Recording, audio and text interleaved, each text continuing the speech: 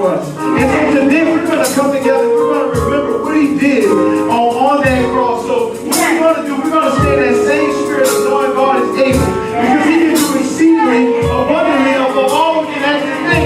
And even in that means that the worst sin you've ever committed. Because some of us have some days we wish we had back when we messed up. Some of us have some nights where we messed up and wish we had that back. And because he's an able God, because he's a God that can do exceedingly abundantly, he can pour out his red blood and blood and wash it as white as snow. And so today we're going to celebrate that. We're going to celebrate and thank God. So deacons, you can come forward and we're going to take our community. We're going to celebrate the Lord's Supper on this Father's Day because we serve a great Father. Amen. Oh, I wish I could have got a better amen. I think we serve a great Father, right? Amen? Okay, let's do that one more time because I don't think y'all feel me. We serve an awesome God, an amazing Father. And could I get an amen because of that? All right, that is better.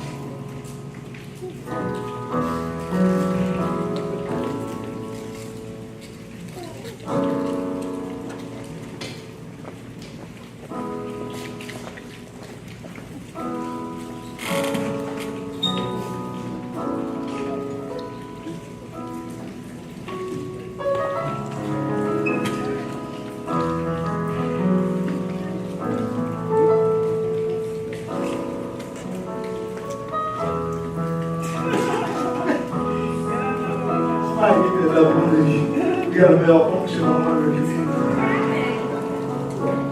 Right here.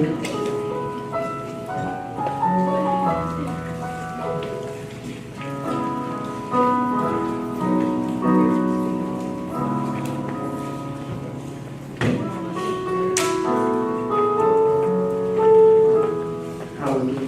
Lord bless you. Get your bills done. Hallelujah.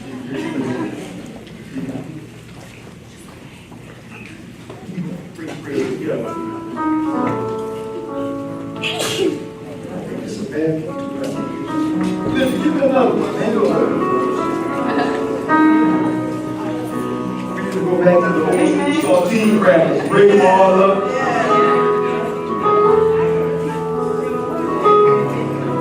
All right, so what we're going to do is we're going to take it out also. Let me pray for you before we get started. Everybody bow your heads. Let me pray over you. Heavenly Father, we just want to say thank you for being a great Father. You are awesome, Father. Lord, we might celebrate our Father's Day and our humanity, Lord, but you are a great Father, Lord. You sit high, Lord, and you look low upon us, Lord. You're not only concerned about the trees, Lord, and animals, Lord, you're concerned about us, Lord. So, Lord, no matter what happens, Lord, no matter what we go through, Lord, you promised us that you would never leave us and never forsake, Lord. So on our worst day, Lord, we feel our lowest, when we're at the bottom of the barrel, Lord, when we're at the end of our rope, stuck between a rock and a hard spot, Lord, you're still a great Father, Lord, that can do exceedingly abundantly above all we can ask. And we worship you as such, Lord. We don't worship a God that's in the grave somewhere, that's buried, Lord, but we serve a living God. The God of Abraham, Isaac, and Jacob, Lord, we recognize you as the God of the living and not the God of the dead, Lord. And because you're the God of the living, Lord, you know us in our humanity, Jesus. You say you were tempted in all ways like we are, yet without sin, Lord. So you're a great high priest, Lord, that can forgive us for our sins because you understand what we go through, Lord. So right now, Lord, we thank you, Lord, that we messed up, Lord. Some of us have messed up, Lord. We are liars, we are cheaters, we are thieves, Lord. We dishonor your name, Lord. We break the Sabbath, we break every commandment, Lord, and you still see fit, Lord, to come and see about us, Lord, not because of what we've done, Lord, not because of our goodness, not because we're anything, Lord, because we recognize we're nothing but filthy rags and dirt, Lord. But when you see the blood, Lord, when you see the blood, you pass over and you still love us, Lord. We thank you for loving us this much, Lord, that you opened up your arms and you died for us, Lord. So we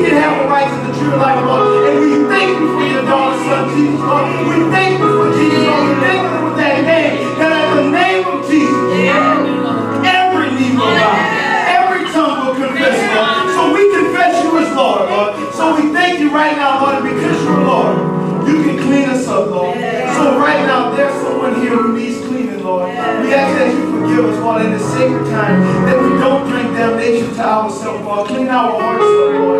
Clean our minds up, Lord. Clean up the things, Lord, that cause us to fall, Lord. And when you clean it up, give us strength, Lord, to keep going in your blood. Keep walking in your word, Lord. Keep being who you called us to be, Lord. So right now, Lord, I ask, Lord, that you just come in here, Holy Spirit, and have your way. Clean these people up, Lord. So we love you. And we thank you for everything you've done and everything you will do. In Jesus' name. And everybody said amen. For I received from the Lord what I also pass on to you, that the Lord Jesus, on the night he was betrayed, took bread. And when he had broken it, he gave thanks and said, "This is my body, which is for you. Do this in remembrance of me."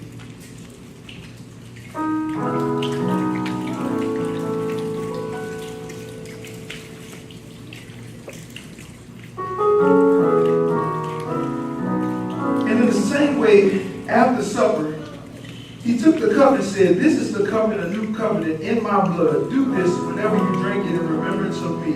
For whenever you eat this bread and drink this cup, you proclaim the Lord's death until he comes." Yeah. Bow your heads, everybody. Let me pray one more time. Lord, we thank you for the blood. Lord, we want to do this to remember you, Lord, what you did on the cross, Lord, so we're no longer slaves to our sin, Lord. We're no longer in bondage to our circumstances and our situation, Lord. So we claim the victory right now in the name of Jesus, Lord, because you are a God that's worthy. You are a God that's holy.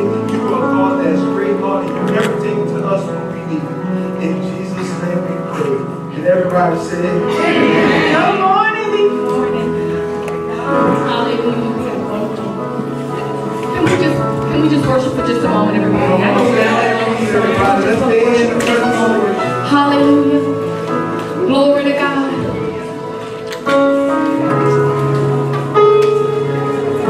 Stay in the attitude of worship.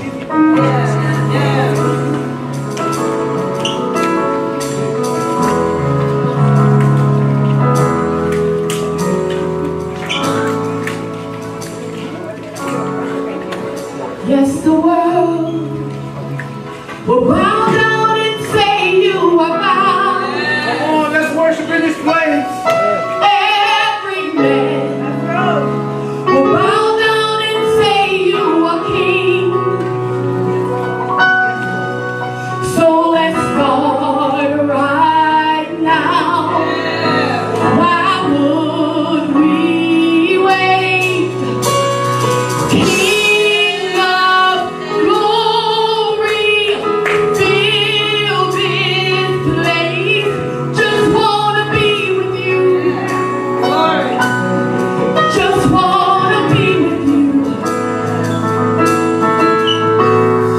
King of glory, fill this place. Just wanna be with you. Hallelujah.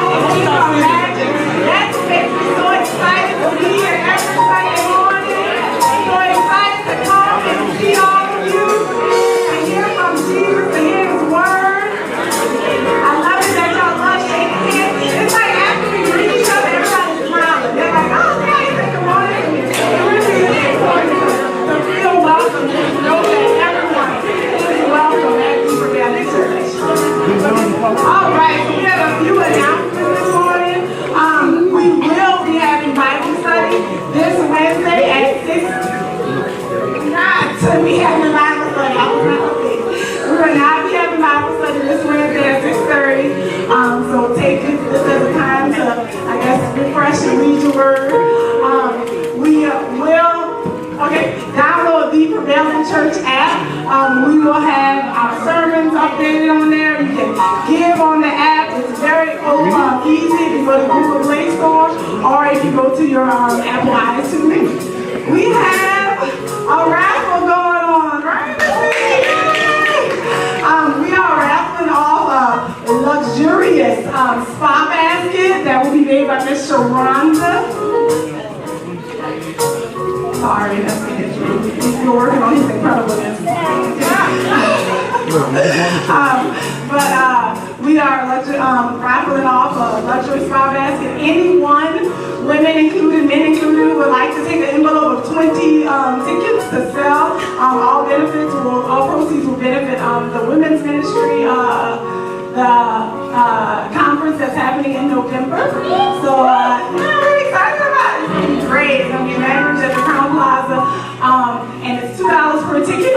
So you have envelopes of 20 tickets. So please participate. And I heard the basket is going to be phenomenal. All right. Now the next voice you will hear is Pastor Teddy. Incredible. All right. So you will pray with me.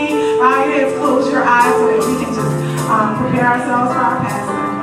Father God, we thank you for our pastor. We thank you for our word. We thank you for your word. We thank you for your church, Lord God. We thank you for fathers today, Lord God.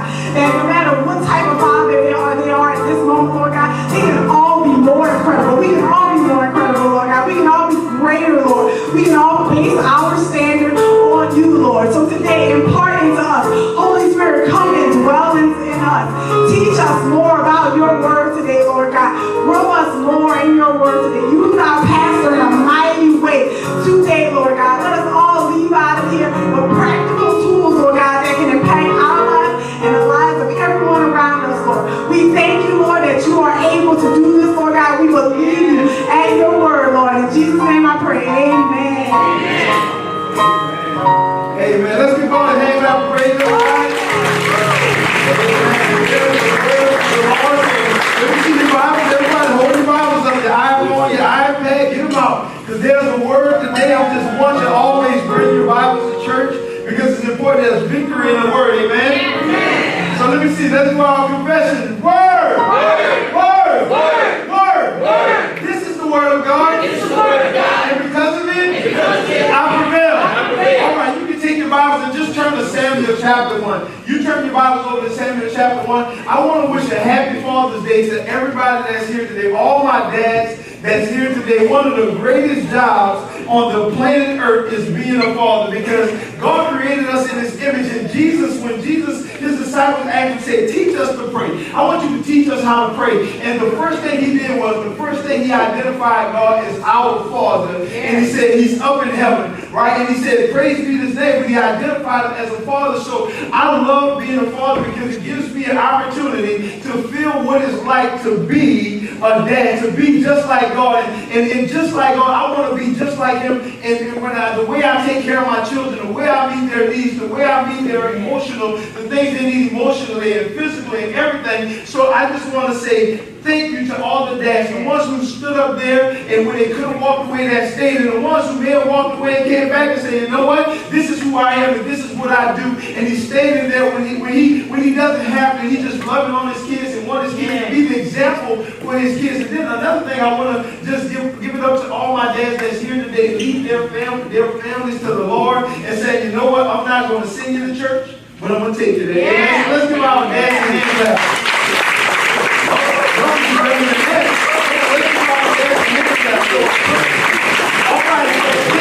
We're still in our series on the Incredible Dad series. We're still in our Incredible Dad series right now, and so we're going to keep it that. So what I want to do is I want to talk about the evolution of a father, a mighty man, right? If you're going to be a father, if you're going to be a dad, guess what? You're a mighty man. You might not be the best dad at this moment right now, but guess what? God is able to take you from one place to another place. Over and over in the Bible, we see men who started off one way, but God used their life. He used things in their life. He used difficulties and circumstances to make them great and mighty men. And so you don't have to feel bad as a father if you don't feel inadequate, if you feel inadequate, that I'm not all that I should be, just keep living. God is working it out, because we can see Paul. Paul started off as a man who used to kill Christians. God used him to write 2/3 of the New Testament. Amen. Moses was a murderer. He went off in the desert, right? Went out, killed somebody. He was a fugitive from the law. Went out in the desert. God used that desert experience to send him back to deliver a whole almost 1 million people out of slavery. So could God use somebody who didn't start off right? Yeah. He can use you just the way you are. So today we're going to see some mighty men in the Bible. And one thing about dads, I know men don't like a long sermon. Amen. Oh, another man gonna say amen, right? Huh? Oh, living in Sunday school today? Oh, so we can take extra long, right? Because today he was like, hey, one of the Father's Day now, we gotta go after this and do some stuff, so keep it short. I was like, hey, dude, I rebuke you. So, but we're going to talk about, so I want to start off, so we're going to talk about some mighty men. Now, the mighty men that we're going to talk about, they're found in the second to last chapter of 1 Samuel, but we got to get to those mighty men. So we're going to start off in the Bible and see some men who started off discouraged. Now, when we get to, let me turn there in my Bibles, right? So I'm going to catch you guys. You guys can turn over to, here we go, 2 Samuel. I got it right here. 2 Samuel chapter 22. That's where I'm going to catch you guys at. 2 Samuel chapter number, not 22, chapter 30. That's where I'm going to catch you guys at. So you can take your Bibles. 2 Samuel chapter number 24. That's what I said. 2 Samuel chapter number 24. Y'all turn over there. I got what I got up on the screen. So now we're going to talk about David is coming to the end of his life. David's at the point where he's lived, he's killed Goliath.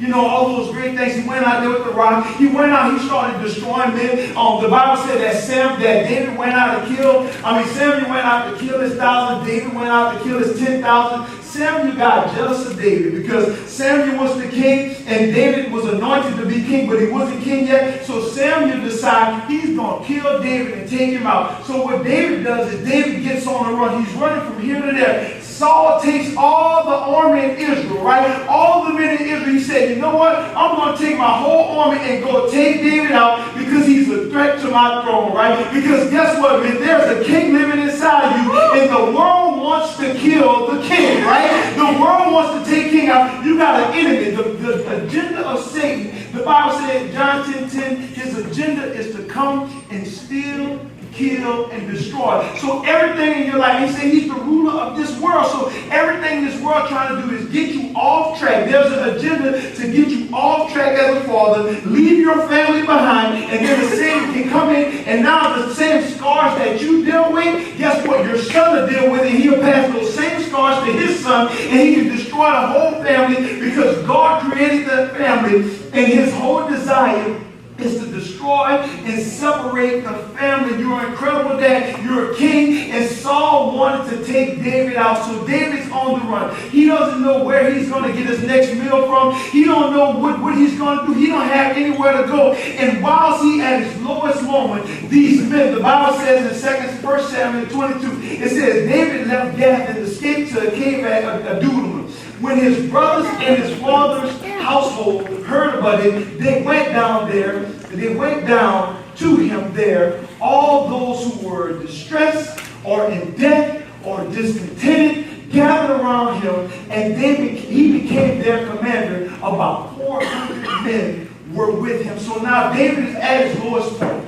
He's at the lowest point in his life, and he's on the run. And now the very people who looked at David and said they didn't want him to be king, because when David was anointed, his dad didn't even call him out the field to be the king. His dad said, look, the brothers look way better than David. They're better than him. They're more qualified than him. But God said, I don't look at the physical, the things that men look at. I look at the heart of a man. So David had a king's heart inside of him. So God said, I'm going to use that man. And when he was on the run, the same brothers that did not want him to be king are the same people who are coming to him and say, please be our commander.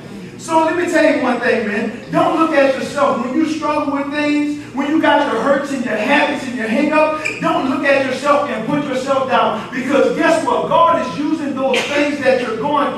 Bible says the steps of a righteous man are ordered by God, and he's taking you somewhere. And in order to have a testimony, when you get there, in order for men to follow you, you got to have some things that you've gone through to say, guess what? You should follow me because I'm in the same condition that you're in, but I'm overcoming this thing. So follow me as I follow Christ, and we're going to get to the promised land. Can I get an amen right there? So guess what? David's sitting there, and so his brothers are coming. His brothers, those people who talked about him. And not only that, he starts to attract a certain group of men. A certain group of men who started out discontent. They started out being in debt. The world had beat these men up, right? They had no money. They were angry at life. And that's the thing. A lot of black men really struggle with that. Because we live in this America, right? Remind me of Charles Gambino, right? This is America, right? Okay, now, right? But anyway, so this is America, and some agenda is out to kill the black man in America. And I know sometimes it's tough on your job when you go there and you feel like you got to compete just because of the color of your skin. I know it's tough sometimes when you go to a system to get credit that's set up to give you the worst interest rate. I know sometimes that even the woman you may deal with may look down on you, and she doesn't think you're that great of a man. But guess what? I'm here to tell you, follow me, because I'm telling you, there's a king in you, and one day you'll make it to be a mighty man. But we all have to start off someplace to get to the place that God has for us. Amen? Amen. So now David is in the cave. And so the 400 men come to David, and they all gather around him. They're discontent, and they don't have what they need. So David starts to follow them, and they get a job. What they do is they go out, and how they feed for their family is they go out to the world, and they have to fight an enemy. They have to fight an enemy in order to provide for their family. They have to fight an enemy. So one day they went out.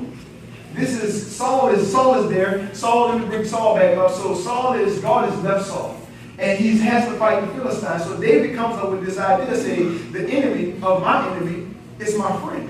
So he joins with the enemy. He's in pursuit. He joins with the enemy to fight against the people of God. So when he goes down to the enemy and says, hey, I want to fight with you against the people of God, the enemy sends him home and says, no, we don't want you to come out with us. We want you to go back. So when David was in pursuit to fight with the enemy here, let me give you a type, right? The enemy here is a type of the world system, right?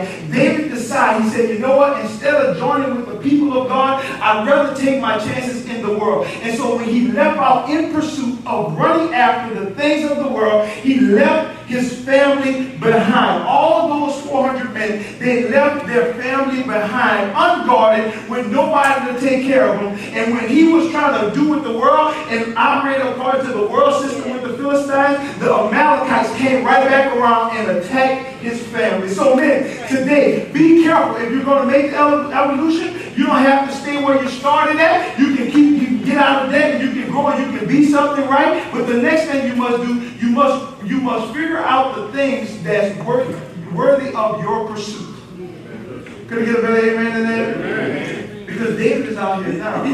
He's pursuing the things of the world. He's trying to get in bed with the enemy. And now they've attacked and stolen his family. These 400 discontent men, their family is gone. Their family is gone. The enemy has their family. The Bible says that when David got back, when the men got back to the camp, I have it on the screen, but I'm going to give you the Teddy version of it. 1 Samuel chapter 30 says, when they got back, it said the men were so discouraged, and they became so bitter in spirit because of their sons. And then let me read it. It says on 1 Samuel 30, verse 6, it says, David was greatly distressed because the men were talking about stoning him. Each one was bitter in spirit because of who?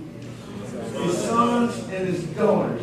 But David found strength where? In the Lord. David was bold enough to say, you know what? I know these circumstances seem insurmountable. I know it feels like I cannot fight this battle on my own. But guess what? Me plus God equals the majority. So he was able to go back. He went to his father. He was able to go back to them. And let's keep reading. It says, then David said to the priest, he says, bring me the ephod. So he brought it to him. And David inquired of the Lord, shall I pursue this raiding party? Will I overtake them? God says to David, what I'm telling all you men here, all you dads here, all you strong men here today is get up and start to pursue something. The Bible says that God said, David, get up and pursue that thing. I don't care if they have their families. I don't care what the circumstances look like. You better get up and fight, because there are sons and daughters that's looking for you to get up and keep pushing. Because if you stop pursuing, David, if you stop pushing, man, guess what's going to happen to your family?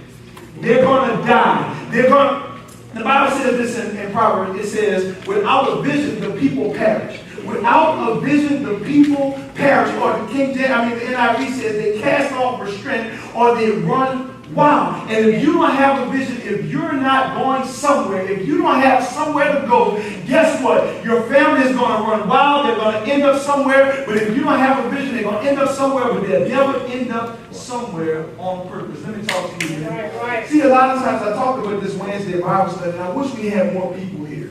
Because we talked about this 2 weeks ago, you had 2 famous people in America commit suicide.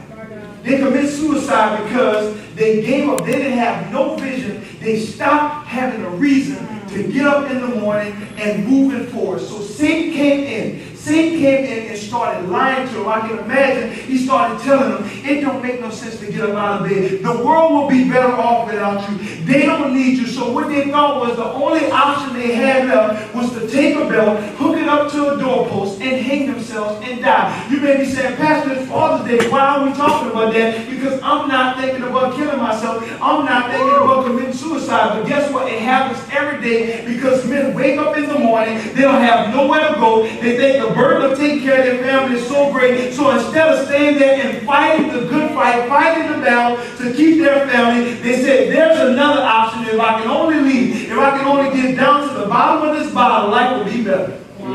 If I can only just put them out of my sight, then it'll be way better. But I'm telling you here today, you need to get up, put a goal in front of you, and start to pursue some things. Can I say amen?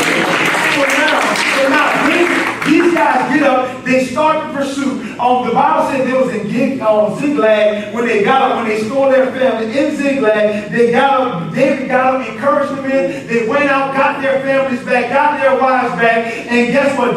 So now David was in the same place, Ziklag. His men was in bitter spirit, but it was the same place that they bought him the crown and crowned him king. So maybe the place that you're in, when you're feeling discouraged, when you're feeling like you can't move on, guess what? That just might be the place where God delivers your crown. Wow. Amen. In that relationship where you think it's not going anywhere. It's not going anywhere. So I just rather walk away from it. I don't want to put in the work to make it right? And I know, man, sometimes it's tough. It's tough. The very woman you're trying to lead to the promised land, that's the same one stabbing you in the back. And you be like, babe, I'm trying to take her somewhere. What you doing, right? But guess what? That's why God made you a warrior.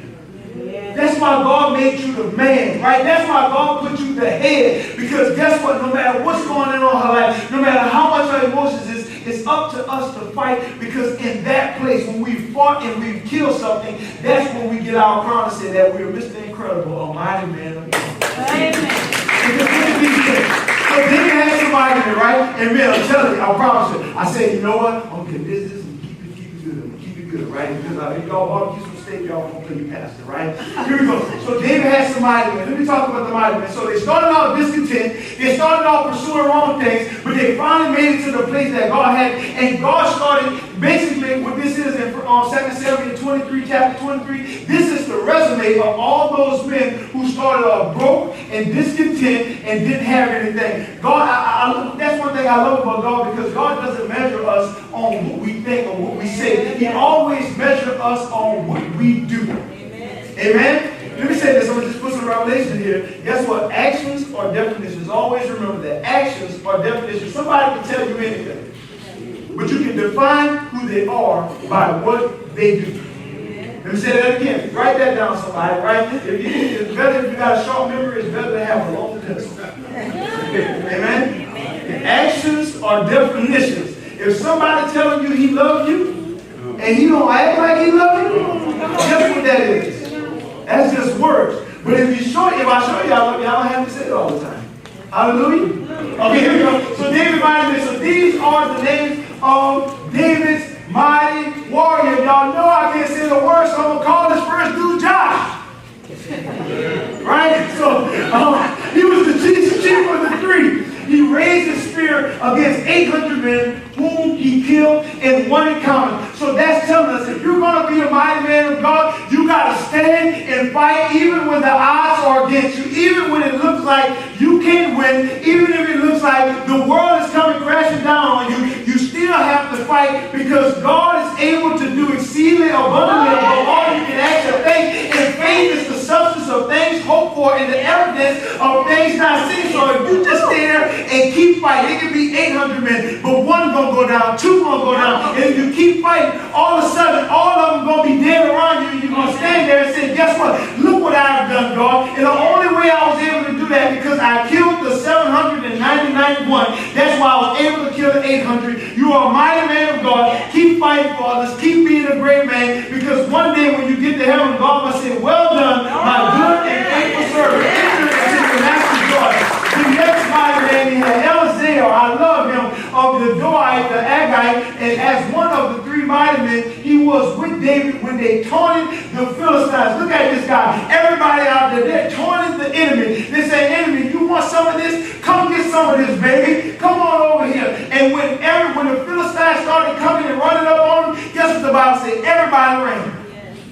Everybody ran, but Elazar said, he said, well, let me tell you this story right quick. Let me tell you this story right quick. I said it before. I'm going to tell it again, right? I'm going to tell you, I remember never forget growing up on down Penguin, they used to have, the boys used to sell drugs, right? They used to sell drugs, and when they sold drugs to people, when they didn't pay them, they'd get out of the car, and they'll beat them up to get their money, right? They beat them up to get their money. So they had this one dude who was down the lane shooting basketball, who was all the way in the back. I'm not going to say his name, but when he sold them some drugs, he owed these boys some money. So they was going to come and get their money. So this wasn't no ordinary drug. This was man. So they got out of the car, but three of them, they ran up on the man, and they started throwing him, they was going to beat him up because they wanted his money, right? They was going to beat him up. So they ran up, and boom, he hit the first one, knocked him out. So on the ground, boom, hit the second one, knocked him out, hit the third one, boom, all of them on the ground. They kept getting up, he went over there, hit the nut, knocked him out again. And you know what happened? When he got up, he said, I'm a man, me. Oh, y'all think that was right? No, but this is what I'm saying. This is why I'm sharing that. Because the same thing, sometimes we get to the point where we let our circumstances define who we are. We let our circumstances, just because that man right there, he was on drugs and he was down, but he still had his manhood. He said, I'll never sacrifice. I don't care how much where I'm at, what position I'm in. I'm never going to sacrifice who I am, because at the end of the day, I might have my struggles, but guess what? I'm a man, me. And you got to say the same thing, man, as a dad. I don't care what the circumstances say. You say, I might not be perfect, but guess what? I'm a man, me. This is what Elazar said. He said all the boys was taunting. They was taunting. They said, well, let's come on in. What y'all want to do? Everybody else ran. And the Bible said Elazar stayed there. It said, then the Israelites retreated. Verse number 10, it said, but Eleazar stood his ground and struck down the Philistine until his hand grew tired and froze to the sword. And the Lord brought about a great victory that day. And then the troops, those cowards, returned to get the stuff.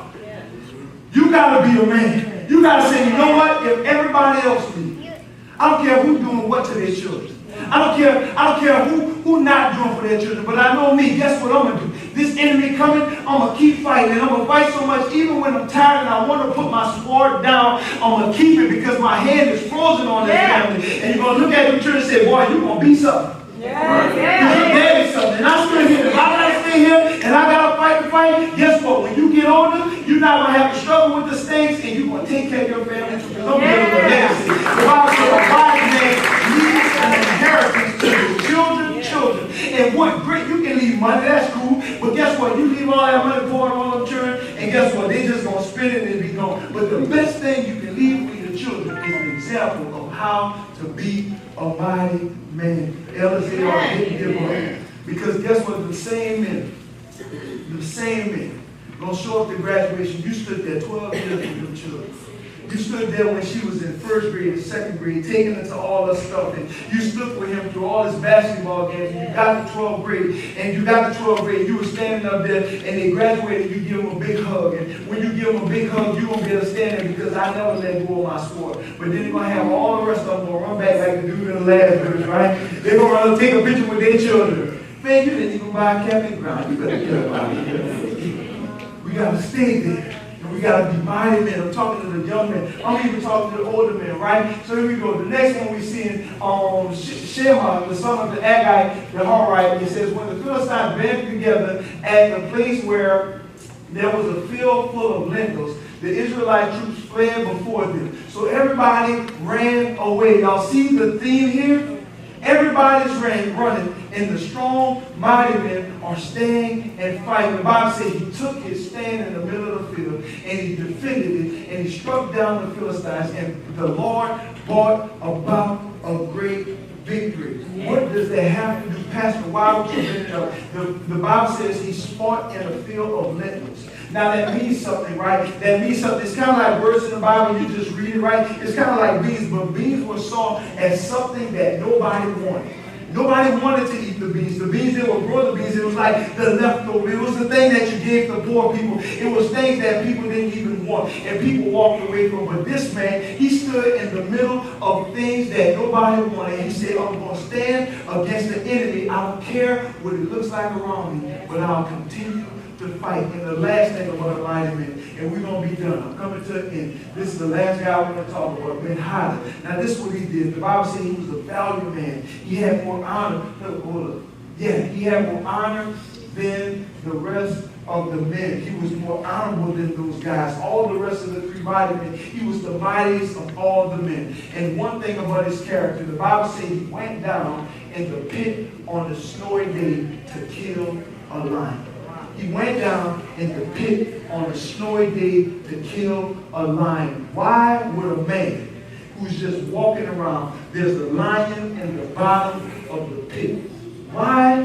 What fool gonna jump in the pit with the lion on a snowy day? You know who would jump down there? A mighty man would jump down there. Because the mighty man knew his needs. He knew, first thing you can see here is he knew what he needed. If it was snowing and I don't have a coat, and the only thing I got to do to get a coat to warm myself, if it's me or that lion, guess what? The lion got to die. In the Bible, I talked about it last week. The Bible says something about Benjamin in the Bible. Benjamin was the son of Jacob. It says that in the morning he woke up and he killed the prey, and at night he divided the spoils. And it's my theme for the last 3 weeks when I've been talking about mighty men. Guess what, man? In order to be a mighty man, you have to go out and kill something. You have to go out and kill something. You can't tell me you're a man, because the first thing, when you come to me and say, I'm a man, and this is what I did, the first thing I'm going to ask you is, what you killed? Right? Did you raise your family right? Right? Are you a good father? Are you a great father to them kids? You show me, are you a great grandfather to those kids?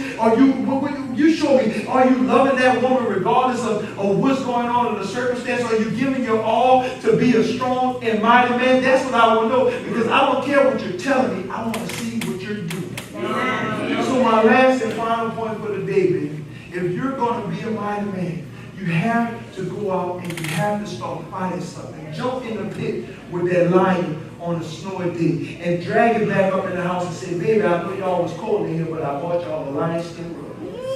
Can I get amen? Heavenly Father, I just want to say thank you. You can come, Chris. I just want to say thank you for being an awesome God. Just a great and mighty Father for us. A great and mighty Father for us, Lord. I say thank you for everything you've done, Lord, for giving us the power, Lord, just to be just like you, Lord, to love our kids, Lord, to love our kids so much, Lord, that we're willing to pick up a cross and die for them, Lord. So I ask, Lord, that you help us to crucify our flesh, Lord, crucify the desires of our heart, Lord, and put ourselves on the back burner, Lord, so they can live a life, and they can have life just like you want us to have life, and they can have a life that was better than ours, Lord, a more abundant life, Lord. So we love you, and we thank you for everything you've done and everything you will do. In Jesus' name. And everybody said, amen. So normally I would do an offertory period. We'd have the ladies come up here and we'd have them, do a worship song. But men don't really want that today. Amen, men? Amen, men? Amen. So this is what we're going to do. This is going to be our worship period, right? So what I want to do is, first of all, I want to honor all the dads that's here. And, here at the Prevailing Church, we love fathers. And one thing about this congregation that I love about it is that we have strong men that's in this congregation. So I wanted to give them something. I wanted to give them something as a token of our appreciation because one of my good deacons, Brian, told me, he said, we had a deacons meeting, he said, we always doing something for the ladies. When we going to do something for the men? That's what he told me, y'all. So they said, we're going to do something for the men. So I wanted to really do something. I bought some good gifts for the men this year. I didn't go get the cheap stuff off the 2 for $1 rack. I wanted to get some good stuff. So this is what we're going to do. First of all, I want to honor my dad. Right, Dad, stand up. I want to give you a put your hand up. Stand up. I want to honor my dad. And I was talking about him yesterday. I had a conversation with a guy who was going through some difficult stuff. And I told him this. I said, one of the greatest things I love about my dad is that my dad didn't tell me, he didn't teach me with his words.